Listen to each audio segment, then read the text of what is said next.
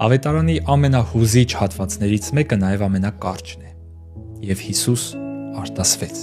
Իսկ ինձ փոքր ժամանակ սովորեցնում էին, որ տղերքը չեն լացում։ Հաճախ մեր հույզերը խեղդվում են կարծրատիպերի մեջ։ Պատարագին պետք է տխուր լինել, թեպետ իմ բնական զգացողությունն, ուրախությունն ու խինդն է։ Պահքի ժամանակ պիտի շատ լուրջ լինես, չնայած ինձ համար պահքի մեծագույն հաղթանակներից մեկը կլինի, եթե իմ պատճառով մեկը ժպտա։ Ու հակառակը, լացելը դիտարկվում է իբրև թուլություն, իսկ որպես մխիթարություն են դիտարկվում ուղղակի խայտառակ արժե զրկող խոսքեր, ասենք, դե ոչինչ, մի լացի, կանցնելու է գնա, ուժեղ եղի, պինդ եղի, մեկ է լացելով ոչ մի բան չես փոխելու, լացելը ոչ մեկին չի օգնում, լացը լաց է բերում եւ այլն։ Աստվածաշունչը մեզ ցույց է տալիս կատարյալ մարդու օրինակը։ Աստվածամարդուն, որը կարողանում է քեֆ անել կանայի հարսանիքի ժամանակ եւ արտասվել, երբ լսում է Ղազարոսի իր ընկերոջ մահվան լուրը։ Հուզական կյանքում թույլ ուժեղ